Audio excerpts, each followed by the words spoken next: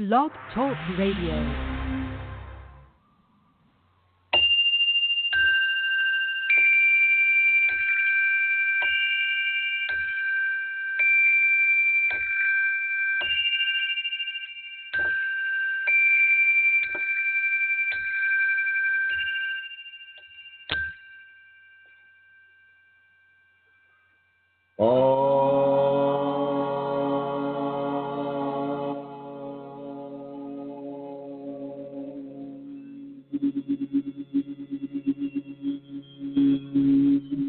Hello, everyone. Welcome to this program about your Kundalini awakening experiences. My name is Chrism, and I'd like to welcome you to Karlsruhe, Germany. And that is not how you say it. That's not. You say something like Kahu or something like that. Karlsruhe, Germany. But you can tell that I am not a German person.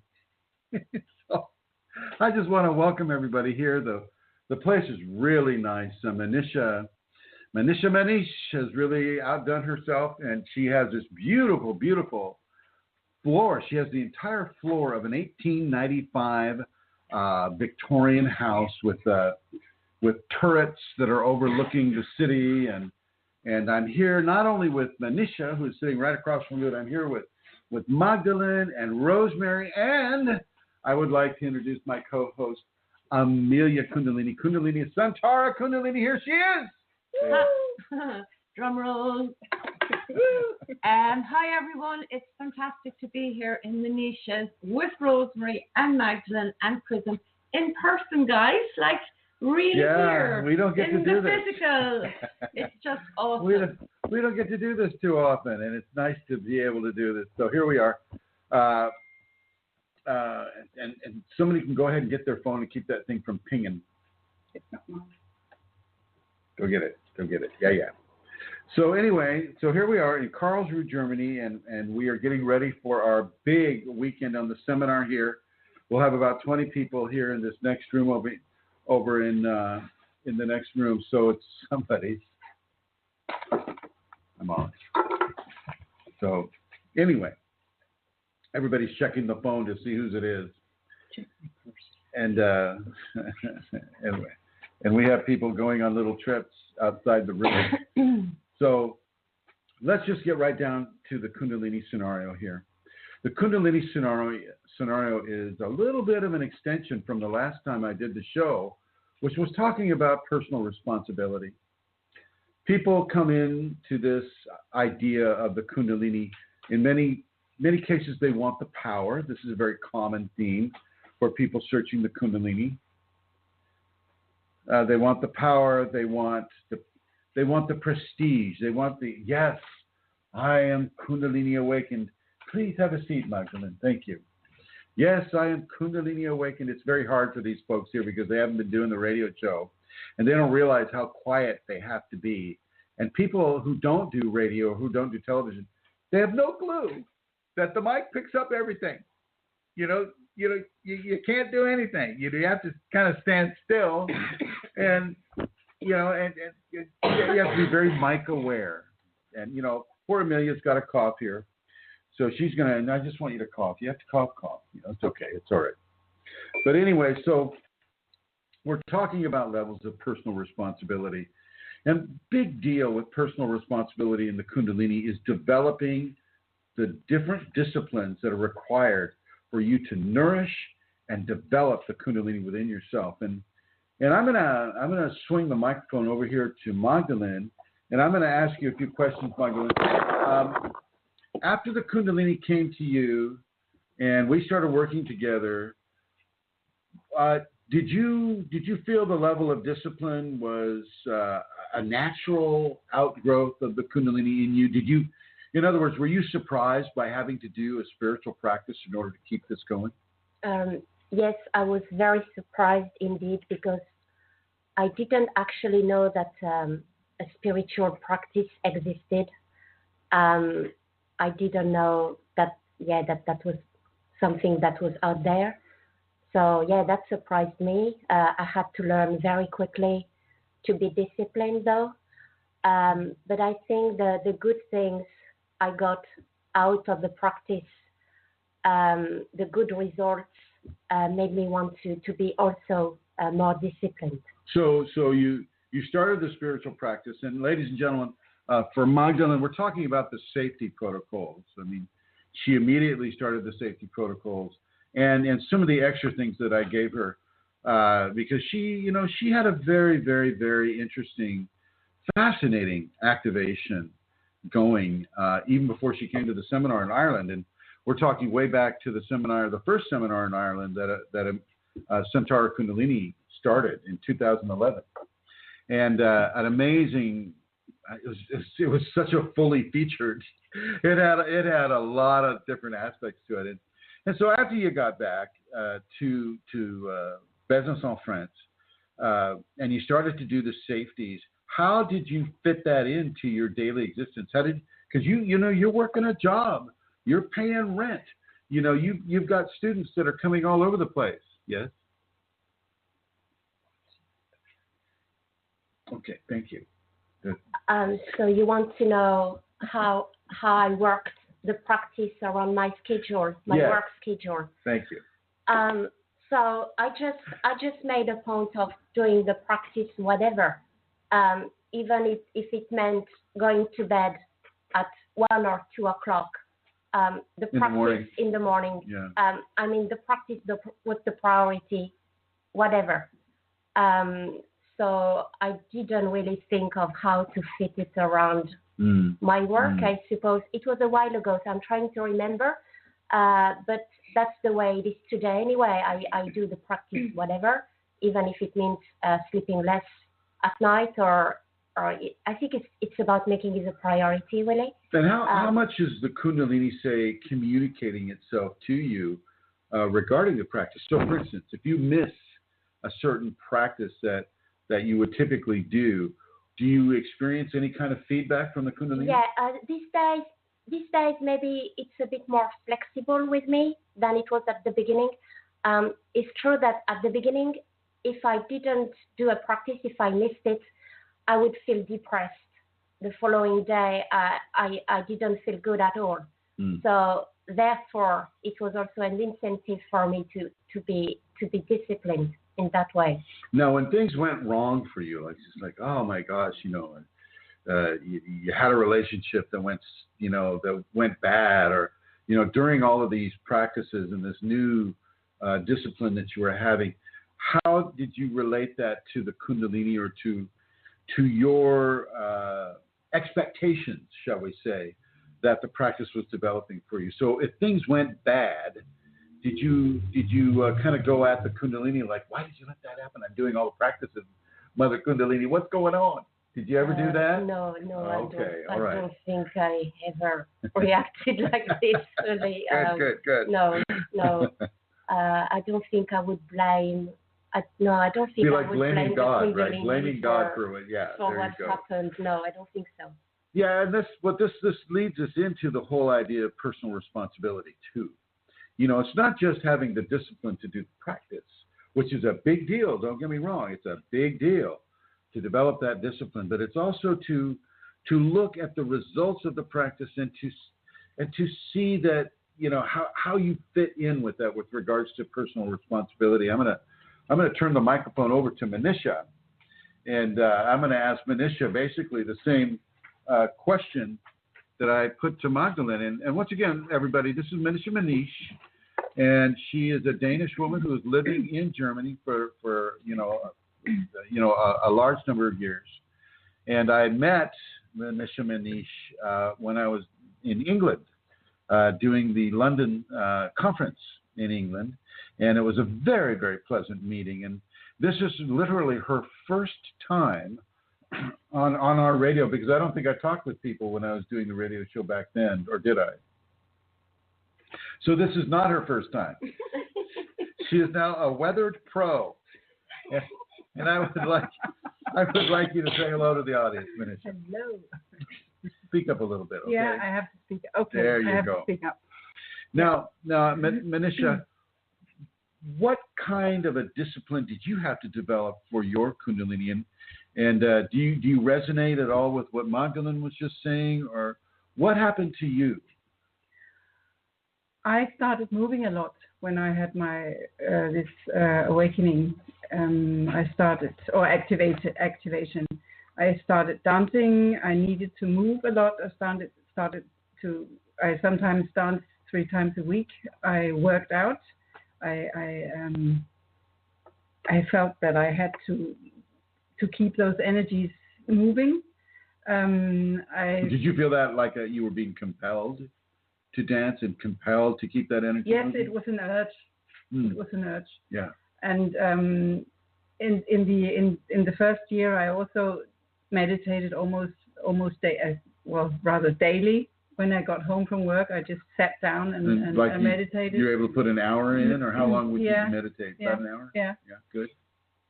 Yeah. Right now, my self-discipline is a life theme this time around. So I'm struggling with with practicing every day. Well, yeah, and it can be a struggle because once again, like Magdalene, you're working a job. You're putting in 8 hours a day, 5 days a week, or 10 hours a day, 5 days a week. And, and most of the people that are listening to this program are going to be having that type of an interaction with Kundalini in their lives. And it's important to understand how your self-discipline really is able to come into, a point of action-based clarity. I never recommend anybody start a Kundalini practice if they ever feel they're going to stop it. I've seen that be very deleterious to people. That can even hurt their health. And so you never want to stop that practice. Now, if you're getting too much energy, then she will allow you to alter the generative aspects of that practice. But you're still talking to the Kunalini. You're still doing the active-based, say, for instance, you're volunteering for the homeless, or you're volunteering to, in some way, for the betterment of society, for the betterment of other people, but also for the betterment of the environment, like the other people, the bugs, the beasts, the fish, the birds, all of the creations of the divine upon this world. And so have you found yourself, either of you, Manisha or Magdalene, have you found yourself able to incorporate that type of an action inside of your practice, inside of the work days that you're putting through? Where are you going with? Well, I'm so fortunate to be working in a certifying body. It's called in English, I think. We certify. We inspect organic agriculture and certify, like the Soil Association or. So I'm actually giving I'm working for the betterment of the earth, sort of. But that's not the same. You see, that's your job. That's my job, yes. That's what you get paid for. That's how you pay the rent, and that's how you buy the food. Mm-hmm. And I must say, I totally honor you for that type of work that you're doing. The more organic farming that we can get in this world, the better this world's going to be, right? But I'm not talking about that. I'm talking about outside of your job.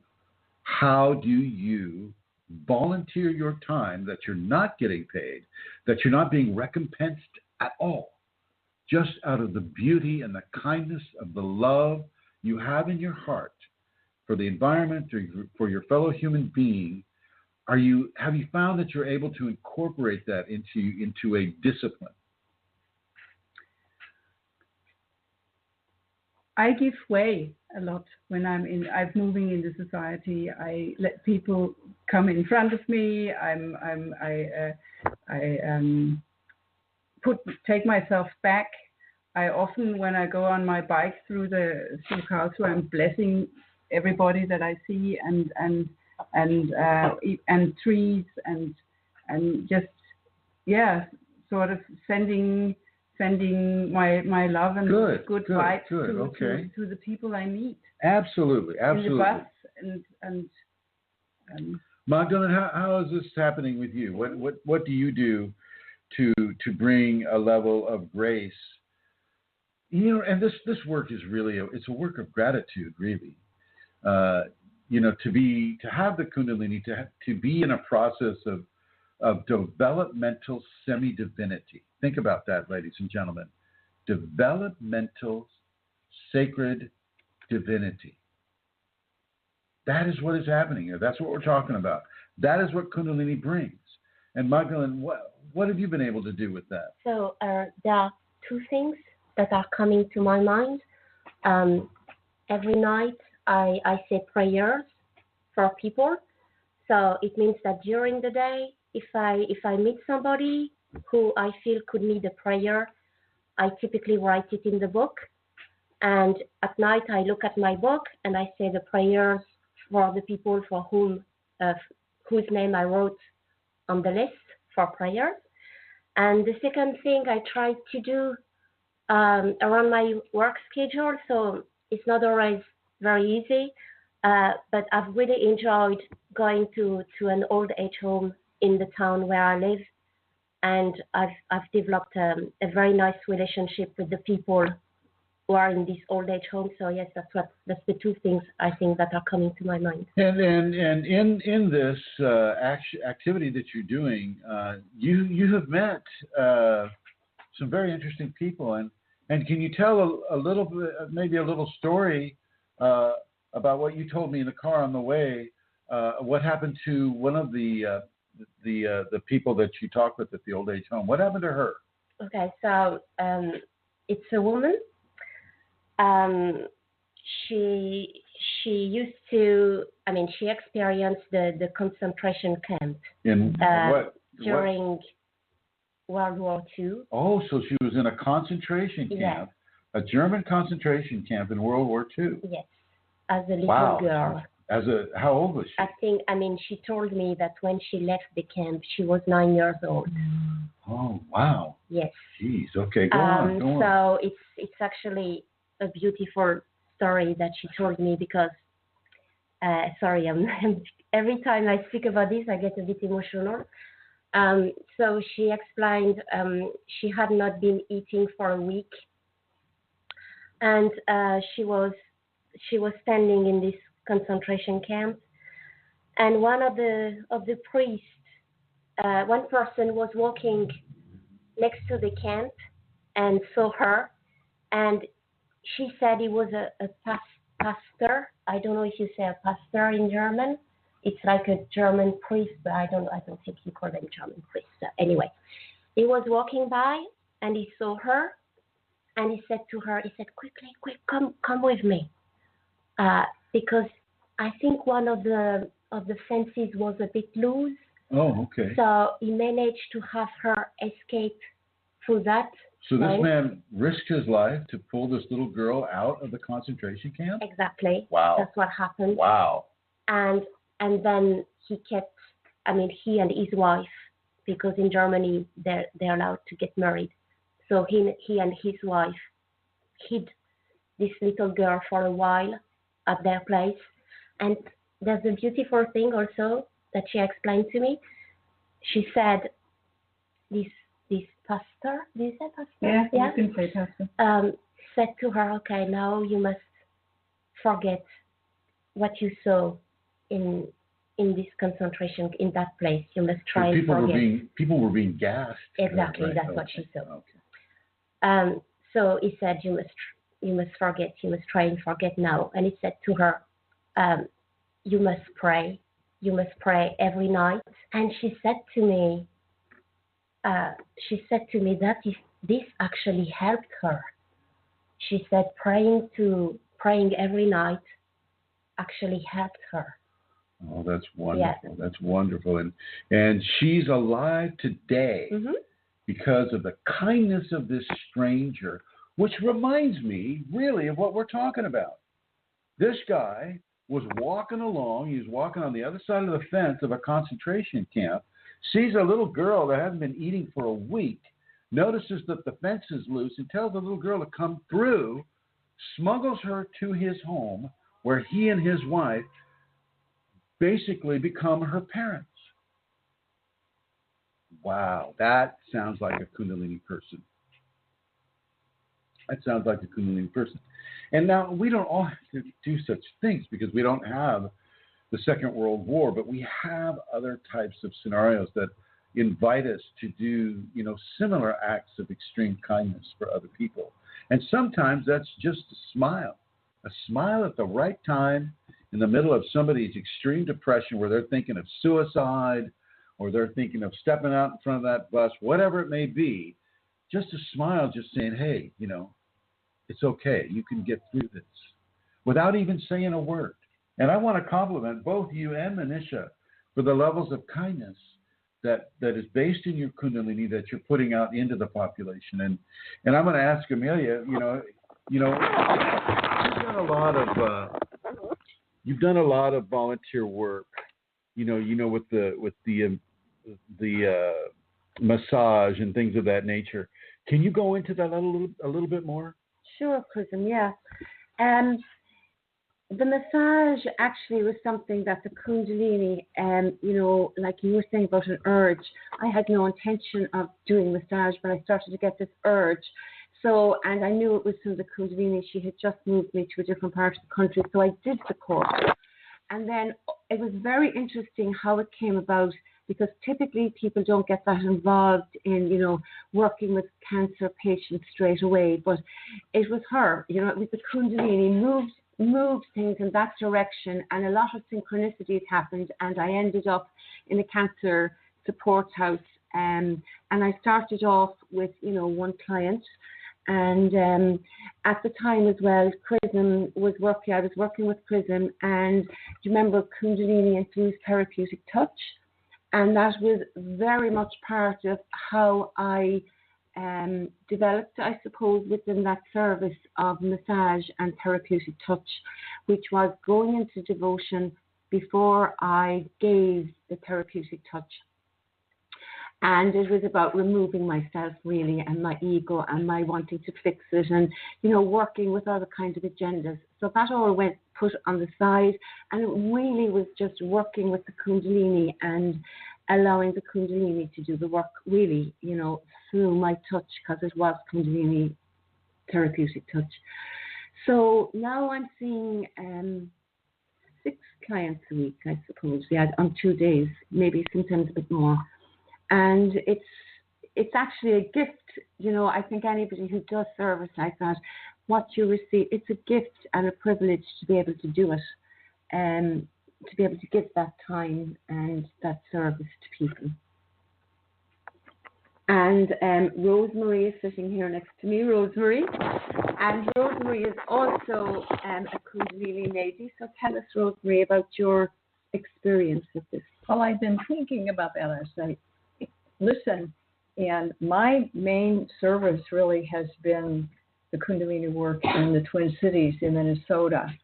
I have some experiences with the homeless, some really striking examples that taught me a lot, and also more recently I do some tutoring helping youngsters, grade school, 2nd, 3rd graders getting behind in reading, and that's been very enjoyable. And I guess besides doing whatever is required there, I pray for them, and I'm aware in a way of their lives that I wouldn't be if I didn't have this awakening to the degree that I do. So that I was thinking back of when I did the seminar. It took me a year to realize that divine energy rising is so that the creator is expressed in the creation. And then I talked to Chrism, and I had asked him to come back to Minnesota and do another seminar. I said, we're not doing too well with that. And then we had 5 seminars, and we've been having 2nd Monday of the month, we do Zoom.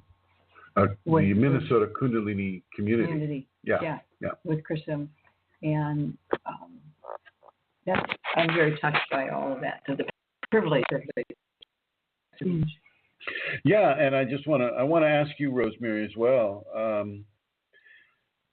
because you went to a seminar, and it was a weekend seminar. Just setting, we had a seminar in the Twin Cities and came to it, and you did those 2 days, the Shakti.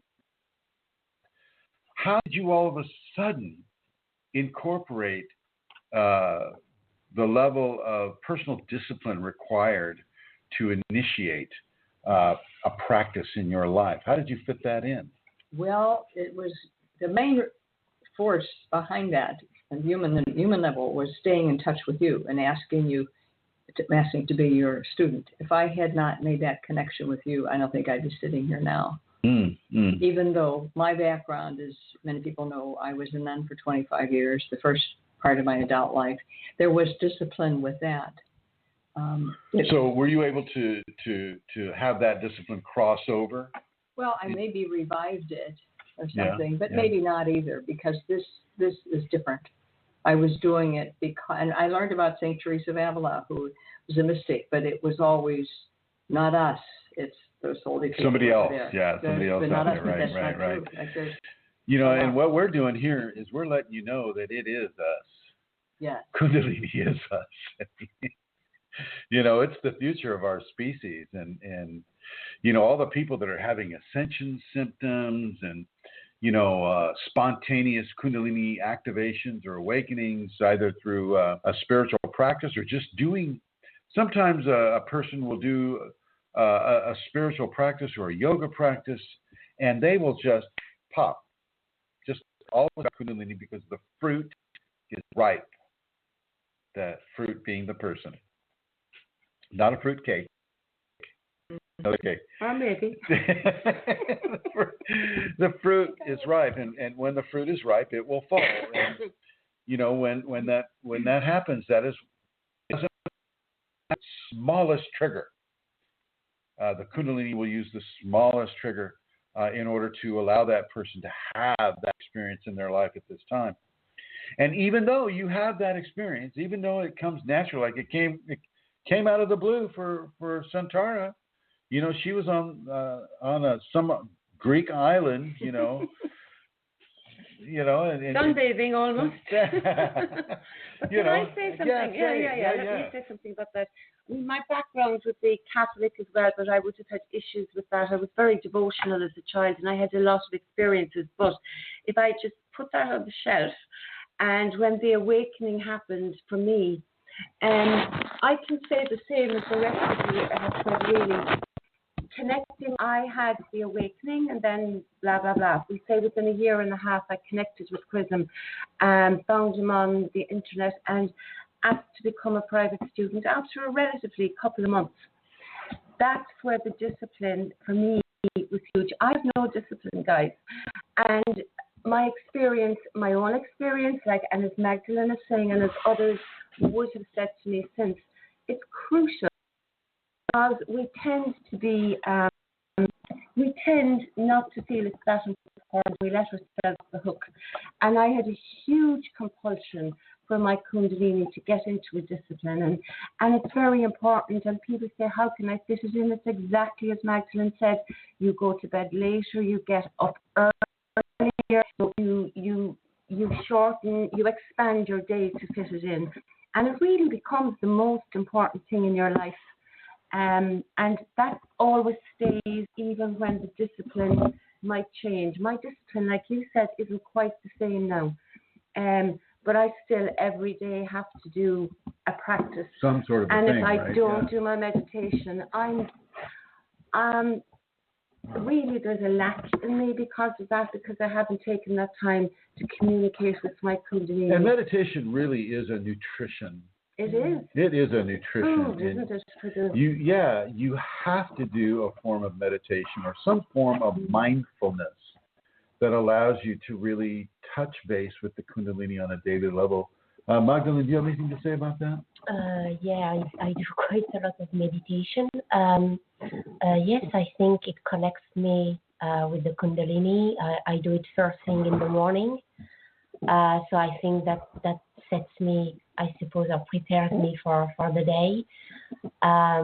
It probably gives me a certain level of peace, more grounding for the day.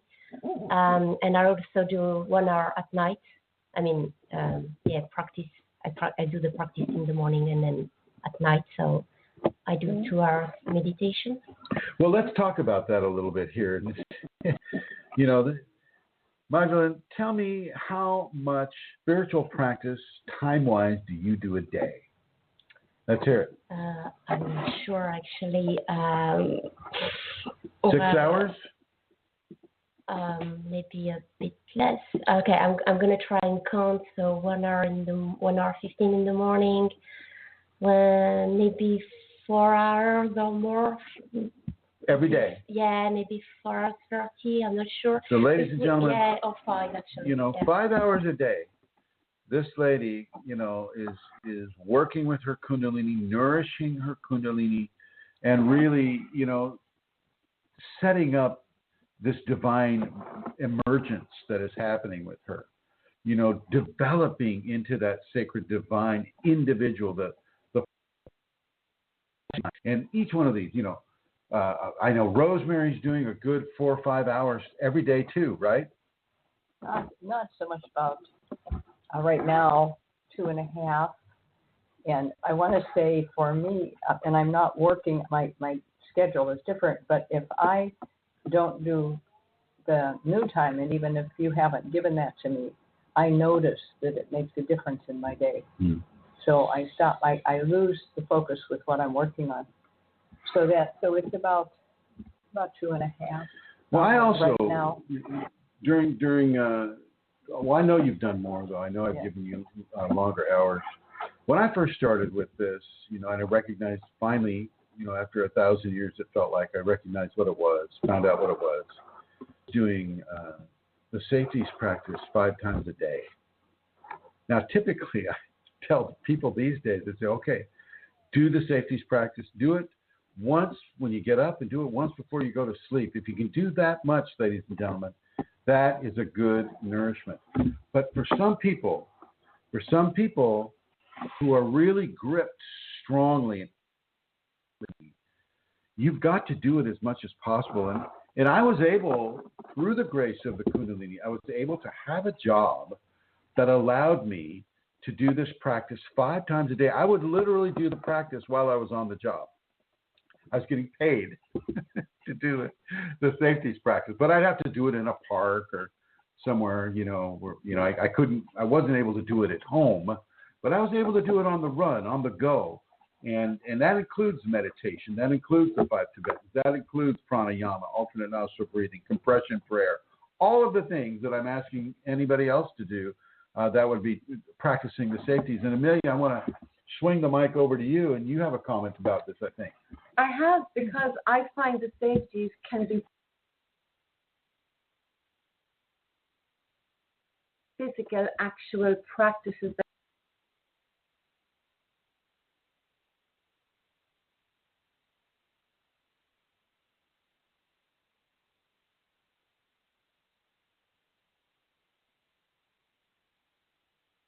Okay, ladies and gentlemen, we were disconnected. You got to remember that we're running an American program through a European connection, and so we just got cut off with the phone. But Amelia was talking, and I'd like Amelia to go ahead and maybe if you'd start over with what you were saying. So what I was saying was the safeties can be broken into 2 parts. For the ones that I'm just saying that in a simplistic way. That part of the safeties are things like the Tibetans, the meditation. They're practical things that you can, in inverted commas, do.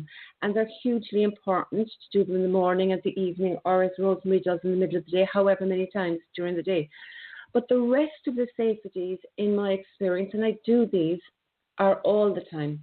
Yeah. All the time. I mean, they're constantly there, so that, you know, you're with the Kundalini every moment of the day practicing the safeties, so that, you know, if something arises, it's your first response comes from the safeties and the noble behaviors. This is an excellent point you bring up, because truly the practice of the safeties are those behavioral modifications, the noble behaviors. And you know, as you go through your life, it's like Magdalene and I were walking the streets of Karlsruhe today, earlier in the morning.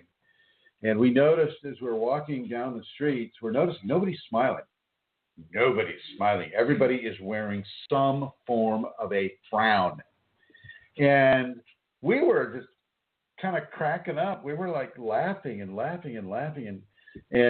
just having a great time. And I understand that, it's Wednesday and they had to go to work, and it was like on the way to work, they were walking, they were driving, whatever. Nobody was smiling. I caught actually 4 people smiling, and I told them about it. I said, thank you for the smile.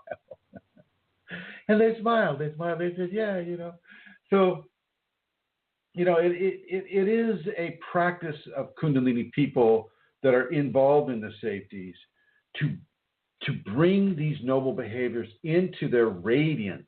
Got to remember that you have a strong, far-reaching radiance into the populations. And when you're walking down the street, people are walking into your energetic field, a bioplasmic energetic radiance that is Kundalini endorsed. Wow. The bird is agreeing with me, I think. So, yeah, and so just as Santara is saying, you have got to be practicing those 24/7, not just with strangers, although I do recommend to go out of your way to do that with strangers, but also with your spouse, with your children, with your friends, with your parents, with your brothers, sisters, aunts, uncles, cousins, everybody that you can. And it doesn't mean that you're not going to have a bad day. It does mean that you may have a lot fewer bad days. I remember one thing I used to do at one stage was pick one of the safeties. So tolerance was my theme for the day. And it was really interesting because it's like mindfulness. It was like, so tolerance today. And it was amazing how intolerance would come up and I would correct it to tolerance. And that was fascinating and really focused me in on being tolerant. And like, if you go through your day from the moment you get on the road to go to work, in work, like, if tolerance is the safety you choose for the day, it's amazing how you will work it constantly. I mean, constantly. Your boss, the people who come in if you're in the service industry, everything, it works. And you can do the same. Another time I would have done forgiveness, like what Manisha was said, people on the road that would, you give people the, to come out in front of you. That's a form of forgiveness instead of, kind of going, giving them the finger and being mad because they were, They cut you off, right? Yeah, that sort of thing. So that's just another aspect that can be done with the safeties. That's really good, Yeah, that's really good. And another thing that Manisha didn't say, and that you didn't say either, Amelia, and neither did Rosemary. Rosemary touched on it a little bit, is putting on one of these seminars. That is a huge gift to the world. And I'm not speaking because Chrism's doing it. I mean, it could have been John Smith doing it, or I love Ananda Banda, whatever, putting on a seminar, Kundalini Awakening or Activation Seminar, is unlocking a box that has been kept secret for so many thousands of years. It's been hidden in plain sight because everybody's got a spine, everybody has a Kundalini at the base of the spine, but to give it into a society that, first of all, is totally ignorant about it. I'm not talking Indian society, the subcontinent of India. I'm not talking about them. I'm talking about European society right here in Karlsruhe, Germany. I'm talking about the United States society. Canada, Mexico, Australia. These are people that have not been allowed to believe and to understand, certain energetic facts about their life and their bodies. And this, I want to thank all three of you right here for doing this, for doing this level of grace. And Rosemary, you've just come off of how many seminars in the Twin Cities of Minnesota? Is that the total that we did? 5. No, the one before that was 6. Would be number 6 before the one I was sitting in. Right. So 6 seminars. You really, you and Joey and many of the people that were involved, really did a great job. And it's a real gift to the people of Minnesota. And you just need to know this. And Amelia, how many times have we done this in Ireland? And you did it in New York. And helped do it in Santa Rosa. I mean, geez, you've really. Yeah, three, maybe, was it three? Three in Ireland. Was it only three? It felt like maybe it was four. Four, I think. Four in Ireland. Yeah. And in New York. And I just feel passionately about, having the opportunity presented for people, because, like, who else is doing it? It's easy to go to a Kundalini yoga, and it's great. And if that's what you're into, that's wonderful. But if you're, searching for Kundalini in terms of the actual awakened Kundalini, it's amazing to be able to offer people that opportunity. So absolutely, and that opportunity is a big deal because it's a life-changing event. I went to quite a few myself as well. In America, in LA. Remember, you had two in LA, and you're going back a ways. I am, but I've been to one every year, and I kind of at least one. And really, do I need to go to any more? You'd sort of say, how many do you need to go to? You need to go to as many as. None of them are the same. All of them are different. They're not the same. Yeah, they're all different. Yeah. I think I was mentioning to Magdalene today, Manisha, each of these seminars, they're unscripted. There is no script. Nobody is following a script. The script that is being written is written by the Shakti Kundalini.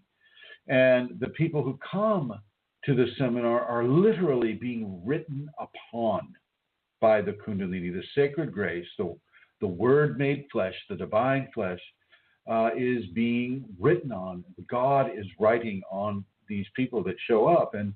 And whether, if they pop right there, basically, pop in the Kundalini right there in the seminar, or they wait a week or a month or whatever after the Shaktipat has been given, they have still received an amazing invitation into grace by virtue, the Kundalini in you, Amelia, and Rosemary and Manisha, that have allowed this to occur. And also, Chrism, if they have had an activation already, can't overemphasize that. If you've had an activation already, you can be so alone, so isolated that, you feel like you're going crazy. Remember, Magdalene came to her first one in Ireland, and really coming to that changed your life, girl, didn't it? In so many ways, and the same with Rosemary going to Minnesota, the same with me going to America. It makes a big difference to people, doesn't it? Well, first it was very nice to meet all these people. To be part, you feel, it's amazing people. You're sharing a lot of laughter, a lot of experiences. So that feels very nice. You connect very quickly, I found. And the second thing is you learn a lot about your process. You learn a lot of things. And also, personally, I found it really speeds the process. It takes it to the next level, I suppose. It can really. Information is power, and it's power over the ego within the Kundalini. So, the ego is basically focused on fear of loss and want of gain.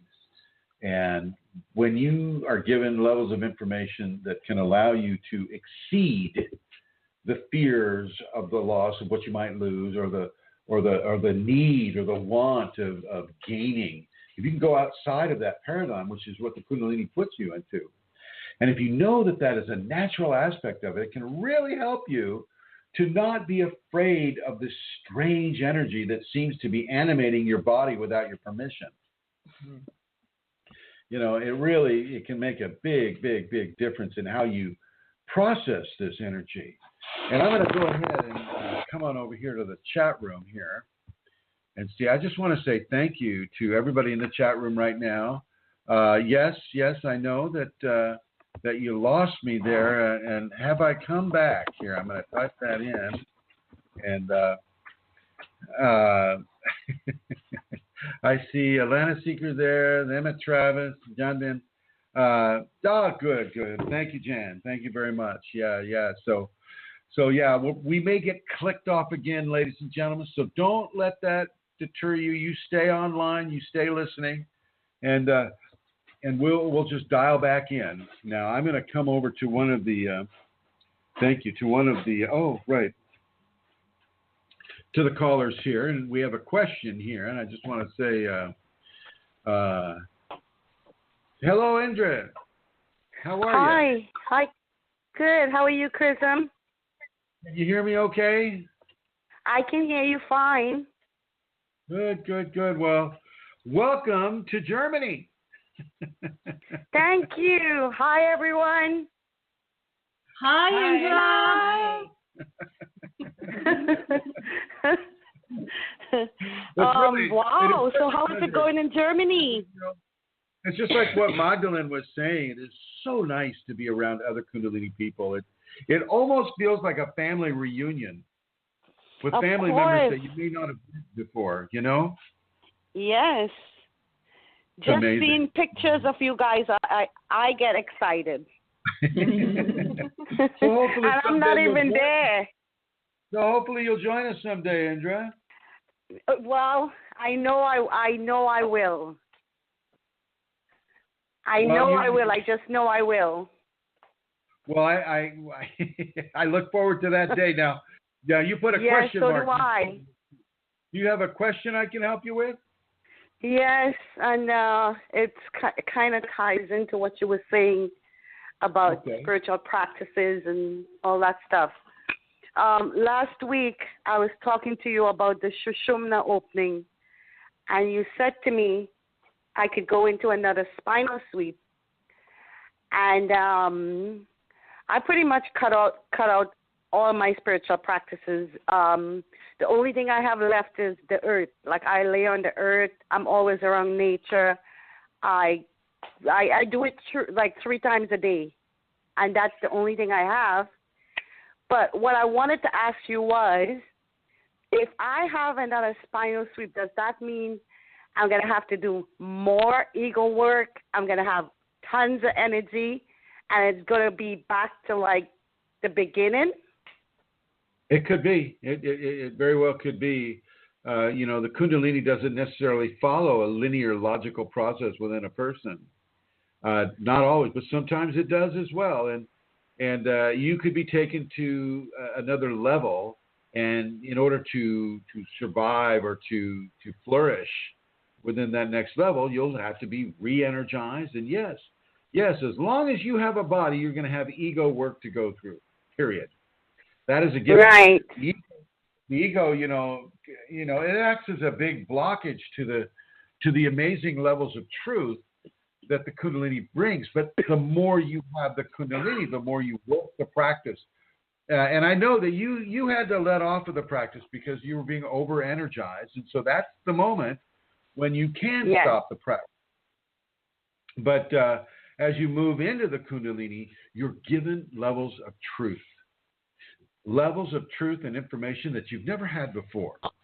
And that recognition of those truths and that level also propels you forward into that new stage that you just entered. So you're not abandoned ever. You are always supported by her, but you just have to open yourself to the degree where you can recognize how that support is coming through. It's not going to be the same way all the time. She's not going to be whispering in your ear saying, well, okay, you got to do this, or that. And sometimes she'll show you a symbol. Sometimes she'll give you a vision. Sometimes you'll receive a telepathic communication. Sometimes you'll hear music, or you'll see some sort of a number sequence or a color sequence. Yeah. You see the color of a card. Well, Chrism, it's to a point where I was thinking something last week, and at the end of the week I had a dream about it. And I broke down crying because this is the message I got. She showed me that she know my thoughts, because if she did not, and I broke down. Let me tell you, the lesson hit me like a ton of bricks, and I broke down crying because I got so emotional over it. And I got your message. You knew you know everything about me. You know my thoughts, because I went to bed and I had a dream about the whole thing. Okay. Right? And sure. I was so she showed me, listen, I can tell, I know what you're thinking, right? So, but That's right. This is the thing, Chrism. This is the thing. I've been going through this for 20 years. I've been activated for 16, 4 years of spontaneous. And Chrism, I don't know if I could do much more. Oh yeah. You can. I can see right into your process. You've got a lot more to do. You've got a lot more to do. You know? I mean, do you want me to elucidate some of that on the air here? Yes, please. Let me ask you something. Do you ever participate in gossip? No. Are you sure? No. I am very sure. As a kid growing up, I was exposed to that in a society. I was born in Trinidad, grew up in Canada, but I was exposed to that as a kid. And to be quite honest, I'm a very blunt person. I would stop gossip. Well, I see you participating in gossip.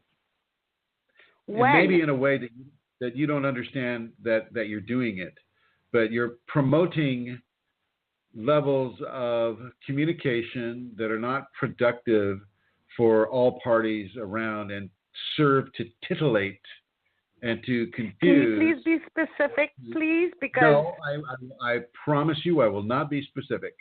I'd have to bring in other people. Okay, so then I have right. So you just need to look at it. I think I know what you're talking about, and I think that's my motive wasn't to gossip. But my motive was meant to support. Well, and acknowledge. Gossip and supporting people that are doing activities that can be seen as detrimental to a group or ethnicity. And see, but wait, and I was actually asked to join a group against that, and I said no because that's not my intention. I refused. I said no.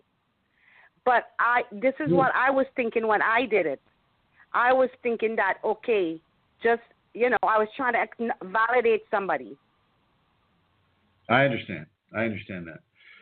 That's all I'm saying. That was to the extent it went. There are higher ways to do that type of validation. You don't need to get down. Excuse me. You don't need to get down into the dirt and throw the mud with everybody else. Not saying that you did that overtly or anything, and I'm not saying that you need to defend yourself in this way. I'm just saying that I've seen it occur, and that is, this is what needs to be self-corrected. This is just another step on the rung. It's not I'm not exposing, your murderous past. I do not take that the wrong way, actually. I do take correction very well, and I'm very grateful that you pointed out. And to be quite honest, Chrism, when somebody... I actually did not point that out. I did not point that out. I had to be shown. Right. I had to see pictures. I had to hear words. Right. And I didn't see it or read it the way you think. It just came to me right now. Because I'm not following any of that. Okay, I don't even go there. But honest to God, I know my motive, right? I'll be honest with you. I do take correction very well, actually. You may know your motive, but you may not know what your motive, how that is interpreted by other people. Right. So, so is it better to stay out, detach? Is it better to detach?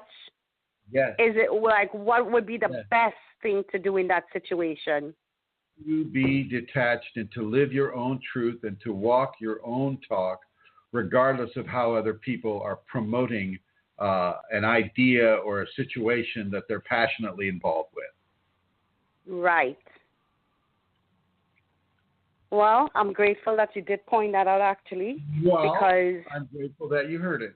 Yes, I am very grateful. Chrism, I do receive correction very well, and I'm always ready to self-correct.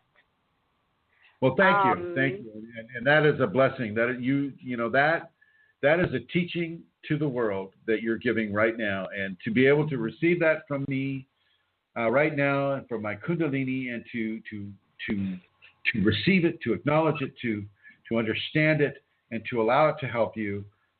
shows the level of development that you're in. So my compliments to you, Indra. Well, thank you. I think I've taken worse corrections from you before. Oh my God, Chrism, I got worse from you when I took it. And that's the truth. Yeah, I told my friend that a few weeks ago. I said I got it really good from Chrism, and I just took it, and I felt correct. I'm good with that, though, Chrism. Well, thank you, my dear. Thank you for your goodness, the goodness that you are. Now, thank you for teaching us.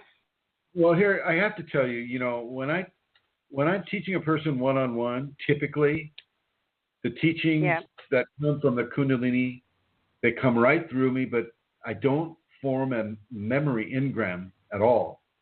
And I always I'm always playing catch up to the Kundalini. So did I answer a question for you in this conversation? Yes, the buildup of energy, the ego work. So Chrism, but pretty much, are you saying I would never have a life? What?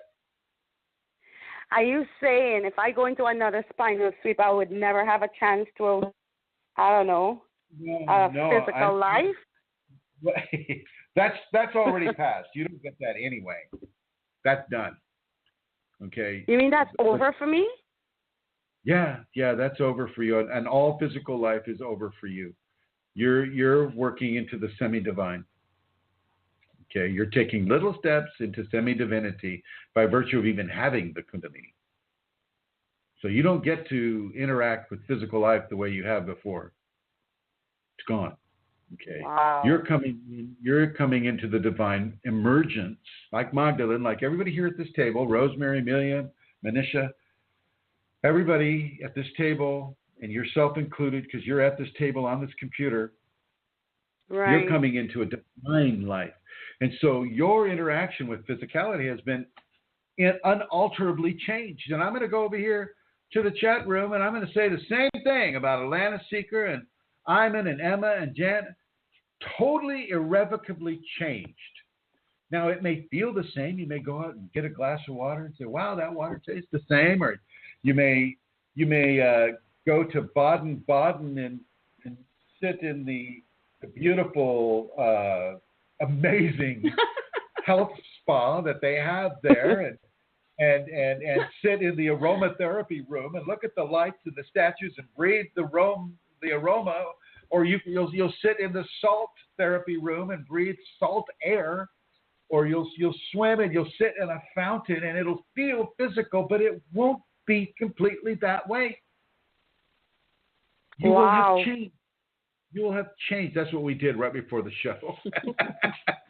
So you mean I'm never going to fall in love and never get married again? Not in the way you think. No. You won't. Not in the way you think. Wow. Not in the way that you used to. No, absolutely not. That part has been changed. You cannot dislodge knowledge of a divine nature simply because your ego wants to go back into pleasure fields. Yes, that it's grown yes. I get that. But we were driving back from Baden-Baden, which if you look that up, it's spelled B-A-D-E-N twice. Baden-Baden. Right. If you look Baden-Baden up, it's this amazing Roman ruin that is still being used for people to sit in this healing mineral water, that various temperatures of healing mineral water, and you've got the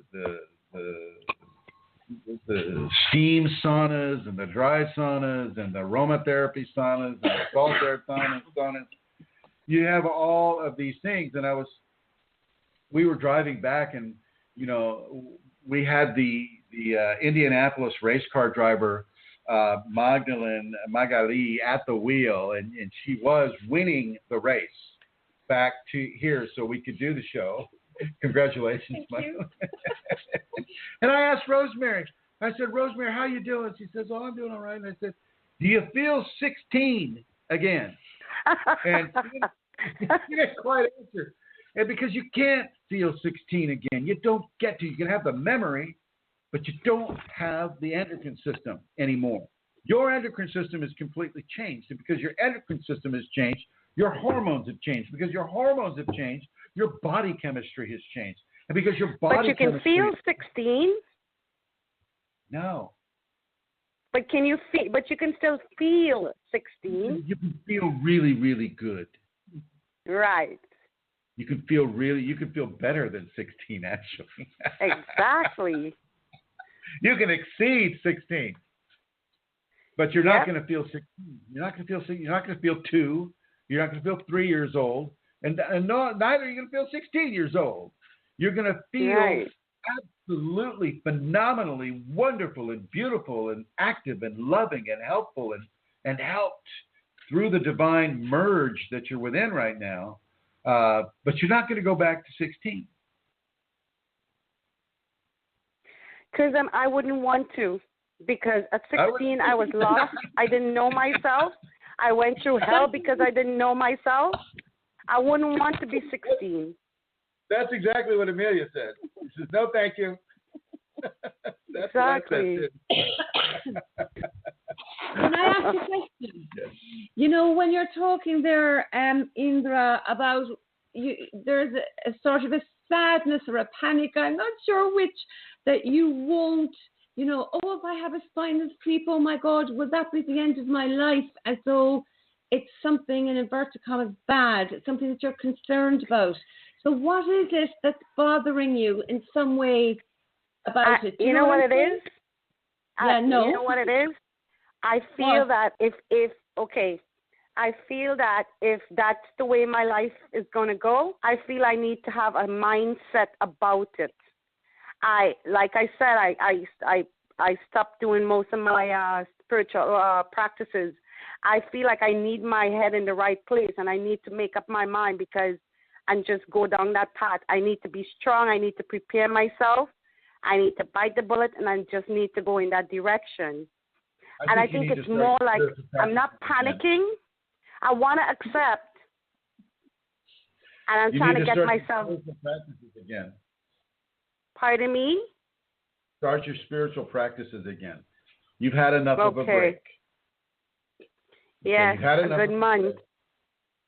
And I want you to start them up again. That's my suggestion for you. Okay. Okay. Do your Tibetan, start out slow. Do your meditation. Do that first, actually, before you do your Tibetan. Do an hour's worth of meditation. Okay. Okay. Then add a good 15 minutes of pranayama right after that. I do that. I actually still do that. Okay. I do. Okay, I do it. Yeah, it's not as much as it used to be, but still. Do what Amelia does and pick a noble behavior for the day, whether it's tolerance or patience or honesty or unconditional love or forgiveness. Pick one and focus on it. It's a good practice. That's a great idea. It's a really good practice, and I want to come over here. It's a good idea. Janbian has a question here, and I'm going to keep you on the line here, Indra. Okay. Janbian says, does it work with your software if I call to a German number? Calling to the U.S. costs like a fortune. What do you think, folks?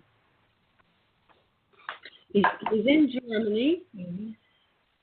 He won't. He's got to call that 347 number. Yeah, right? No matter where we are in the world, John, that's but the way it goes. I think he could Skype call it in. Yeah. That would be free. It's about, it wouldn't be free, but to be €1 or 2. John, if you actually put like 10 euros or 5 euros into your Skype account, I do this show through Skype from Ireland every week, and it costs me £10 a month. So that's about €2 a show, and I'm on for the whole 2 hours. So if you're going to come on and ask questions, you could Skype that number, and if you're on for 15 minutes, it won't even cost you €1, So that's the only suggestion I can think of. No, that's fine. That's fine. Yeah. But Jan is going to do that right now. So we'll be waiting for you. We're here for you guys. All right. So I'm coming back to you, Miss Indra Lou. Yes. So I just want to say thank you, and I'm very appreciative. I have a lot of gratitude for you. Willing to talk about your equation, your Kundalini activation. Moving into the awakening and what the things, the challenges that you come through. I mean, you teach a lot of people through the enunciation of your experience, and I just want to say thank you, Indra, for that, and thank you on behalf of the other people that are maybe in the same situation or a similar situation that you are, that they can learn how to manage themselves in a way that allows the Kundalini to flourish within them. So thank you. Thank you, Chrism. And I had to talk about it because I don't have a lot of people in Canada I don't know a lot of people in Canada who's going through this experience. And this radio show on your group was my lifeline. It is my lifeline. And your experience is another person's lifeline. That's the way it's a chain. My friend, it's a chain. And don't ever hesitate. Don't ever hesitate to correct me, Chrism, like you did today.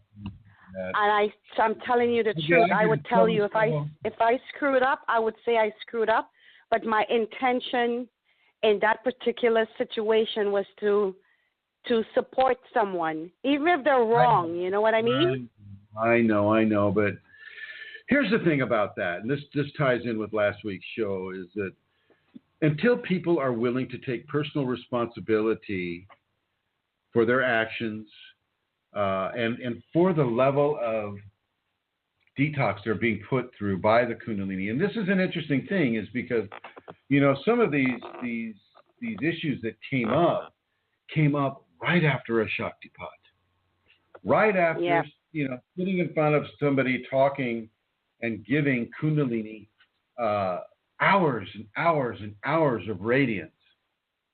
All of a sudden, a little thing, it's a stupid thing. I mean, we saw more in Baden-Baden, okay, at the health spa. They've got it on their advertisement too. I was teasing Magdalene earlier today. I said, "Oh my God, there's naked people there. Oh shit. Oh my God, close your eyes." Yes. Anyway, this blow up came right after a seminar, and I don't think it's a coincidence. I think people had to have a level of detox. It was building up within them. Some of these people are blowing up to such a degree that I feel it was like that Kilauea volcano just waiting for the moment to flow. And I think it was meant to teach everybody. Any trigger would have happened. Any trigger could have set them off. I don't care. But, he didn't brush his teeth that day. Would have set them off, right? Yeah. Not that would occur. Yes. But you know what I'm saying. Yep. Yes. So you know what? And please don't think I would hurt you. I won't. I won't even hurt the other person. Thank you. I've gotten so much from you. I have. And I'm not scared to say it. The funny thing is, it's not my first rodeo with this. The first one hurt me. I allowed that to hurt me because, I was given as honestly as I could give, but it wasn't received in the way that I intended. So fine. Yeah. Okay. People have been warned, and if they're just not going to accept the warning, they're just not going to hear it, or not going to act on it, they're not going to remember it. Yeah. I can't force that on them. Okay. It's like Amelia said last week. It's not like I've been hiding this. I know. I've been hiding it in plain sight, and with the plain words written in the stuff. I tried to give people a full dose of Chrism, good and bad. I write, I'm a corrupt guru. I'm the worst thing that ever hit the fan. Don't listen to me. Run for your lives, ladies and gentlemen. Yeah. Okay. Yes. I try to give them the honest deal, and I don't know how they can miss that. Okay, but it's okay. It's like I said earlier. I didn't miss it. I heard you say it, and I think that's my conclusion. That was my conclusion on that same post you're talking about, because that was my last comment. And I said, if I knew it, everybody had to know it too. And I think that was, I don't know if you read that, but that was my final thing, because I spent the day thinking after. I haven't read any of that stuff. I don't want to even give it my attention. The worst thing I could do for them is to give them more radiance, more energy to make it burn hotter within them. I'm not going to do that. I'm going to give them, they need to have the space to erupt. They need to have the space and the time, and they need to be able to do that freely, and I'm giving them that freely. But I'm also giving them, if they tune into this radio program, which this is a real blessed group, there's a lot of radiance coming into this show right now. Mark this one down, because you can just listen to this one and you can feel the Kundalini radiance come into you. Full of beautiful energy. Magdalene's cranking it out. Amelia's cranking it out. Rosemary's cranking it out. I don't even need to be here. You guys can just sit there and crank it out onto the radio show, and I'll just hum a different tune. I'll just say da da da da da da da da. And I am totally being escorted by sacred feminine around this table right now. Sacred femininity, the actual physical form of sacred femininity, is here with you, talking into this computer. Wow. I feel so. How many of them? 5? 4. Okay. 4 sacred women that are streaming the Kundalini, and you're 5, my dear. You're 5. You're coming in from Canada, loud and clear. Yes. And the energy is good. It's pure. It's crisp. It's refreshing. It's awesome. Well, so are you, and so is your Kundalini. And I'm going to move it on to I want to say hello to Mohan, and a big thank you to Mohan. And I just want to say thank you to you for calling in, my dear. Thank you, Chrism. Thank you, guys. Bye. Bye. Bye. See you next week. Bye. I'm sending kisses. Yeah. We got them. We got them. Thank you. And I'm going to come on over to Mr. Mohanananda. Hello, sir. Hello, Master. How are you doing today? I'm doing good, Master. How are you? We're doing very well here. We just got out of the health spa, and I'm still kind of wet from the swimming pool here, and it was really, I totally recommend it. If you can get out here to Germany, Mohan, get out here with your little boy and your wife, and just really have a great time. Wow. Yeah, I wish I could. I wanted to touch base with you, Mohan, and just give you a public thank you for putting on that excellent seminar. And thanks to Kundalini, and thanks to Rosemary for that, because Rosemary has done 70% of the job. So. But it was your idea, my friend. You're the lead character in this. Okay, just like Rosemary is for the Minnesota seminar. Thanks to Santara for asking me if I was interested in doing a Denver seminar in the first place. Well, let me suggest something to you. Kundalini doesn't really care how we view good or bad. Kundalini cares about development. Okay, good or bad is pretty much of the ego, one of gains and of loss, that type of thing. You put on a very, very, very successful seminar, or there would be no development of a good or bad quality. And let me tell you, my friend, your seminar packed a punch. It packed a punch, and it packed a very positive punch, because obviously there were people there that were harboring things that were toxic, poison within them. Toxic poison within them that needed to come out. And that opportunity came to them through that seminar, and I just want to give thanks to you on behalf of them. You gave them. I was feeling very bad initially. Like, what did I do? What did I end up doing from this seminar? No, you gave them a healing, my friend. Now, it doesn't matter. I mean, to me, a teacher doesn't really care if the students don't like them. A teacher just teaches. They give what they give, and how the students, oh, Mr. Chrism was a bad teacher, and it's not like in France where as Magdalene will say, it's like in France the teachers get like reviewed by the students, and if the students don't like the teacher, then the teacher is talked to by the administration. This ain't that. Okay, I could give a shit about what the students say to the administration. The administration is Kundalini. Kundalini knows what's going on, and so people have to be given the opportunity to scream in pain, to cry out in confusion. They have to be given the opportunity to outgas their negativity, and that's exactly what's happening. And it's a blessing, my friend, because otherwise, what's it going to do? It's just going to stay within them and continue to eat them out from the inside, to destroy and to hurt unnecessarily. So they needed to have this outlet, this outgassing, this tremendous eruption of negative emotion and negative appreciation, and all this stuff. And it also gives other people a teaching, people who have come to other seminars, people who maybe weren't so inattentive to some of the writings that were given. It teaches them a lesson about mindfulness and knowing what it is you're doing and why you're doing it. It's a very important lesson, Mohan. And you created this opportunity, and I just want to say thank you. I want to honor you for that. Thanks to you, Master. Okay, all right.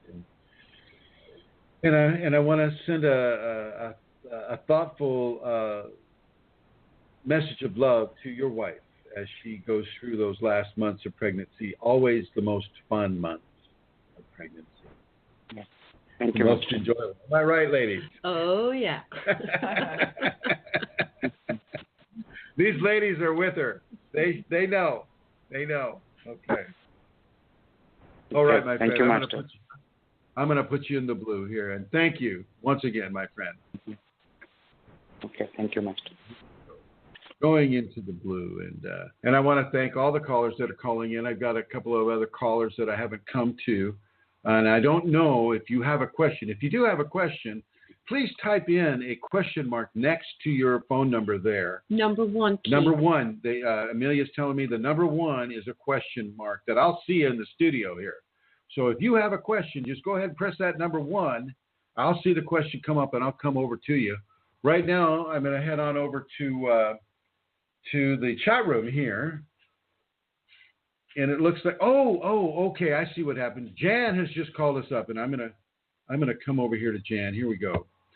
And hello, sir. How are you? You're with Chrism and Magdalene and Amelia, Rosemary, and Manisha on the radio. Hello, everyone. Hello, sir.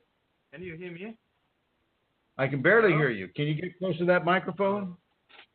I'm super close to the microphone. You can't hear me? We can barely hear you, yes. Hello? Is this better? Hello. It's much better, yes. Is this better? Yeah, Yeah, okay. Yes.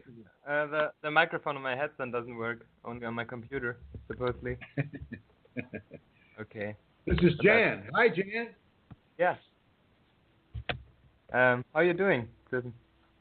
I'm doing. Let's see. Let's see. Jan is coming to the seminar. Oh, thank you. Okay, Jan. Well, I look forward to seeing you this weekend. Me too. I'm glad to meet you all. Looking forward to it, Jan. Yes. It's been lovely seeing you there in the chat room for a few weeks, and fantastic that we're going to meet you in person now at the weekend. I'm super excited. Yeah. It probably will be the most interesting weekend ever for me. I bet. Yeah. So how's the sword practice coming? I couldn't go so far because on Monday they it's only once a week, unfortunately. But You can learn it on YouTube. You just watch the YouTubes and learn it yourself. You don't have to go to an organization. Okay. I bought the sword already. Yeah, you have to dress up like, a ninja or something like that. And then you go into your local restaurant and you start waving the sword around. Okay, you mean like Fruit Ninja, right?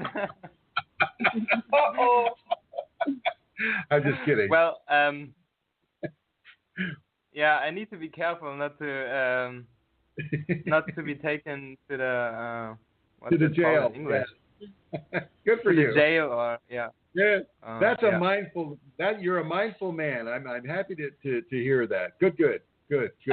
Yeah, the last time I called in, you said I should go out and screaming, and I didn't realize that there were people up close, and I was running barefoot and screaming around, and all of them looked at me, and I thought like, oh, next time I should be more careful.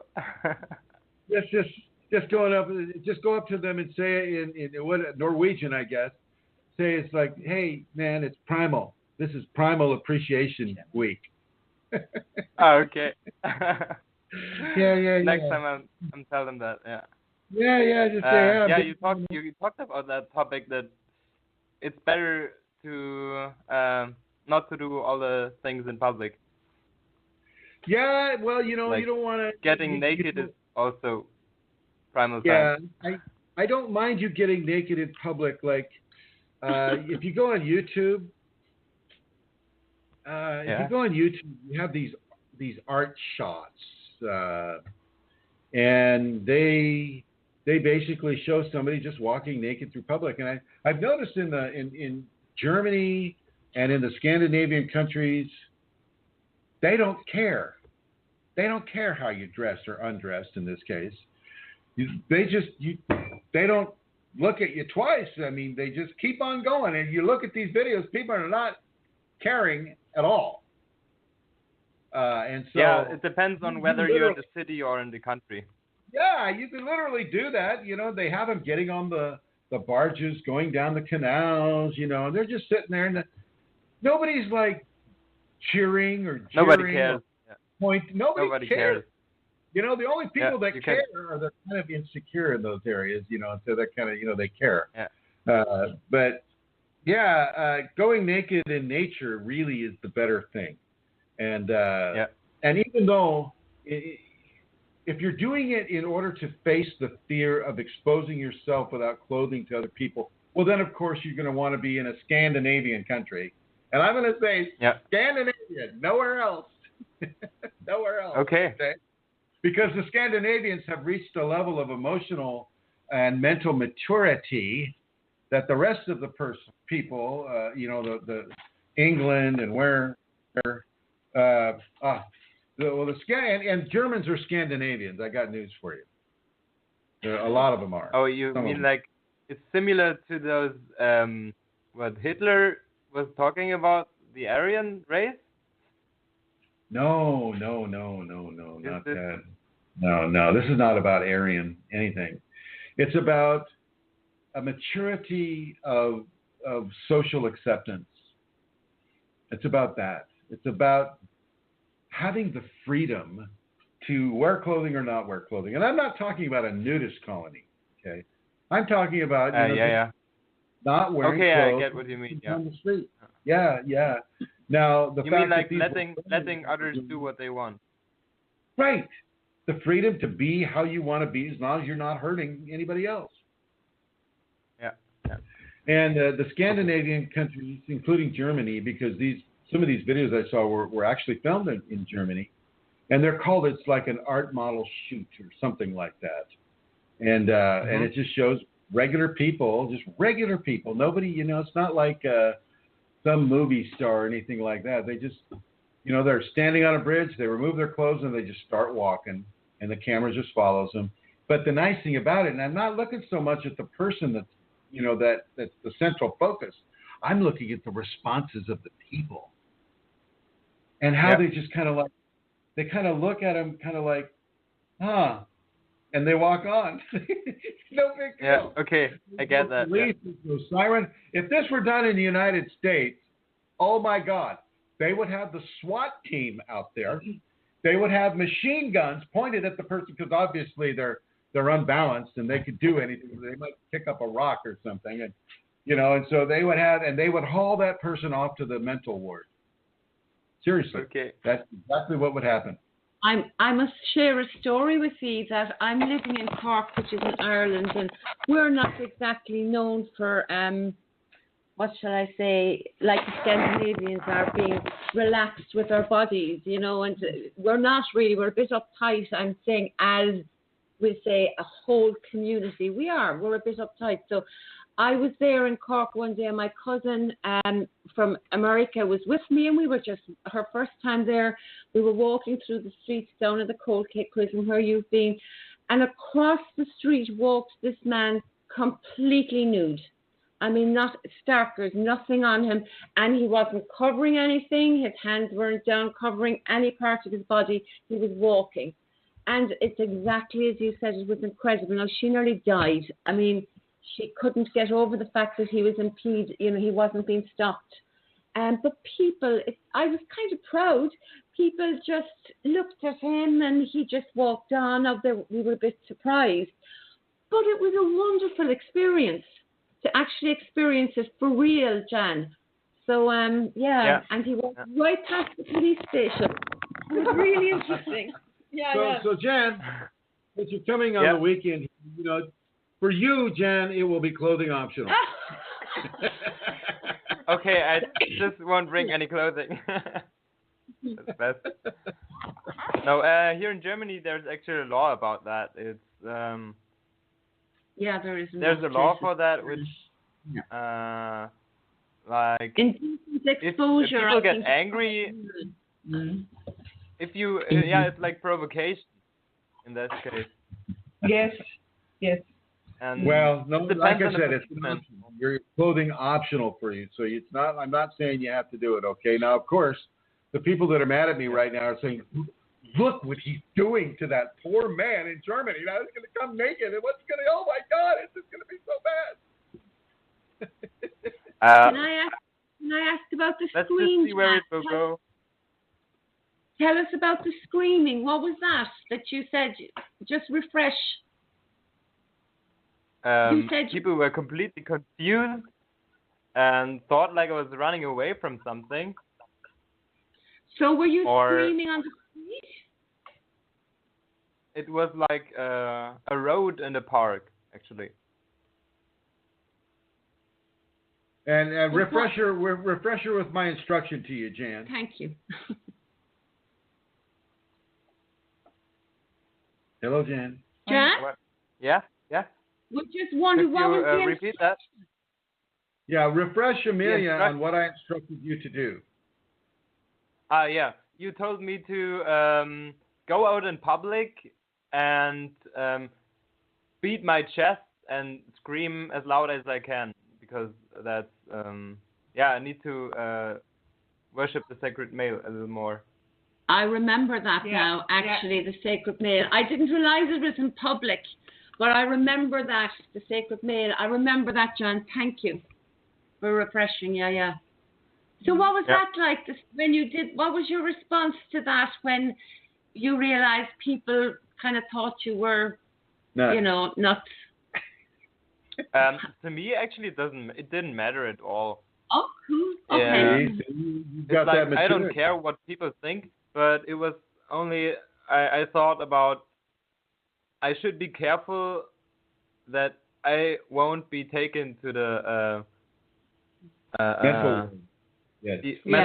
mental psychiatry. Yeah, if I keep on doing this. Good man. Once again, just for me in the future to be careful where to do it. Maybe with less people around, so that there isn't any room for misinterpretation. Yeah. Very wise. And this is why, for most of the naked work, to come back to that subject, I counsel people to go into nature away from people. So the idea is not to be seen by others. I heard you talk about that. So the situation is like that. When I called you last or 2 weeks ago, I was in Munich. And in Munich, there's almost no corner where you can be by yourself. But I actually live in the countryside right now since like 2 months. Yeah, this place is better. So now I can do that. I suggest you head on over to Baden-Baden.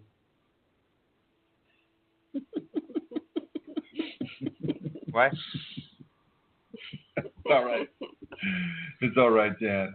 Look, Dan, I'm going to move on. I want to say thank you for calling in, and I want to say I'm looking forward to meeting you at the seminar. Okay, I had another question actually. Please go ahead. It's about the practices. About the practice. Okay, sure. Yeah, the practices. Is it okay if I do more than 21 repetitions in a day in total? You can do. Or should I do less? You can do up to 42. Up to so 42. You do 21 in the morning. Because I read. Right. 21 in the morning, 21 in the evening. And is it okay if I do all 21 repetitions? Right now I'm doing 9 repetitions. Oh yeah. Twice a day. You can do 21. You can do 21 just fine. Yeah. Yeah. So can I do them right now, or do I need to slowly increase the number of repetitions? See if you can do them. When I first started doing the Tibetans, I did 21 right off the bat. Oh, okay. Okay, I'll do that. Because I'm just such a stud, Yeah. I'm kidding. You don't even know. And I'm doing like yoga practice. A friend of me invited me to that, and it's like, Sadhguru? He's a yogi, and he, I got taught some of those similar exercises, but the nostril breathing is a little bit different, and then the mudra is a little bit different. The finger lock is the same, but the other fingers you're going to want to find a teacher you're going to want to follow, and you're not going to want to try to mix in different techniques. Okay, then I'll drop it. Okay.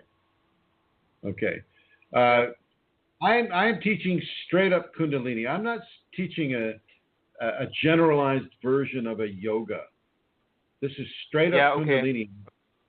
It's Sadhguru does not teach Kundalini, and I have all respect for Sadhguru for the general wisdom that he gives. I think he's pretty good. I've listened to him. I've seen his videos. A lot of what he says I agree with, but it's not Kundalini information. It's just general wisdom for the masses, which I think is great. He does. I get that. And he, he charges a pretty stiff price for practicing. I paid cheap. like $400 for that. Yeah. And I'm not doing that. Okay. I'm making ends meet somehow, but people like Manisha, Rosemary, Amelia, Mohan, and other people that have done this in the past, I'm at least getting my airplane taken care of most of the time. Mm-hmm. Thank you. So, well, thank you. And thank you for asking these good questions, and I look forward to seeing you this weekend. Me too. Yay! Bring your sword. Bring your sword, okay? It's not here yet. Oh, okay. I'll get it sent via post. Okay. All right, my friend. Thank you for calling in. Okay. I'll be there at Friday, 6 o'clock in the morning. Oh, good. Yay. Good. Excellent. We'll see you then. Yeah. Bye. See you then. Thank you. Bye. See ya. Okay, ladies and gentlemen, I am going to terminate the show at this time. I want to say thank you very much for listening. You can understand that Rosemary is sitting right across from me, and she's like yawning, and her stomach is growling, and she's been up for like 15 or 28 hours, something like that. She had to get up at 3:30 in the morning in order to catch flights and rides to the airport. And then I took her over to Baden-Baden, and she did everything there. She was an animal. I couldn't slow her down.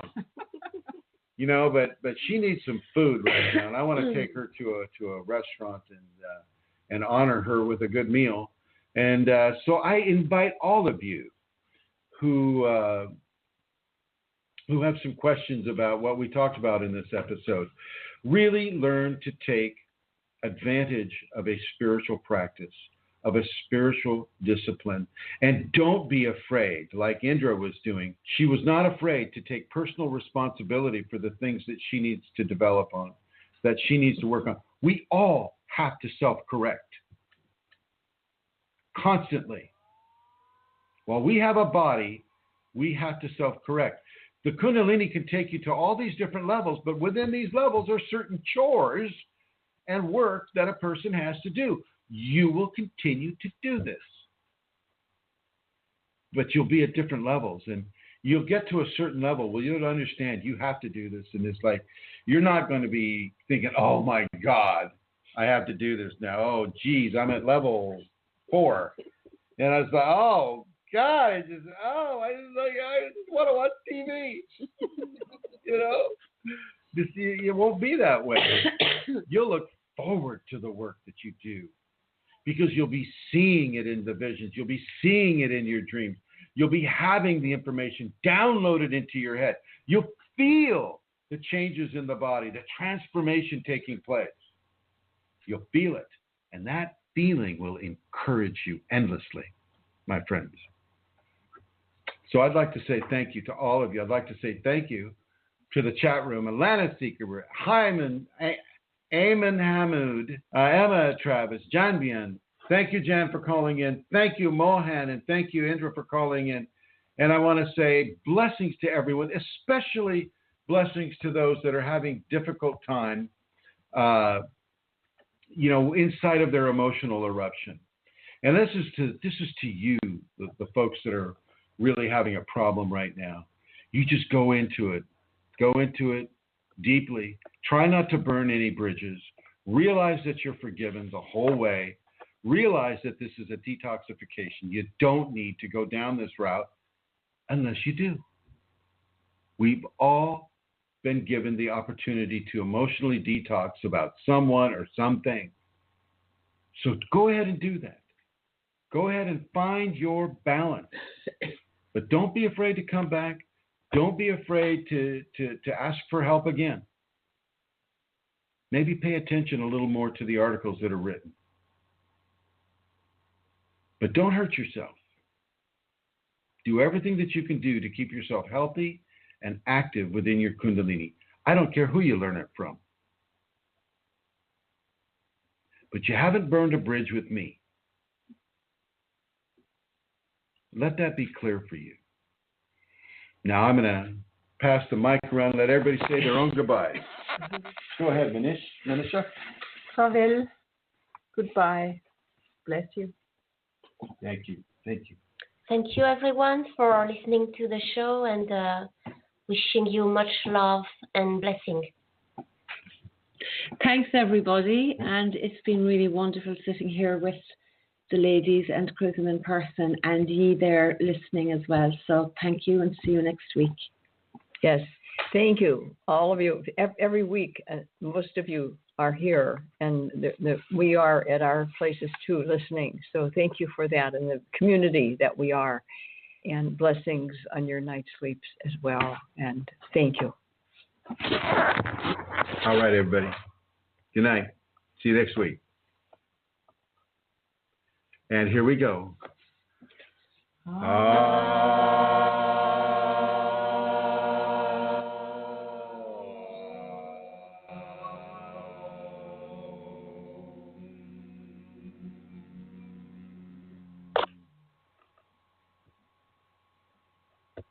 Done.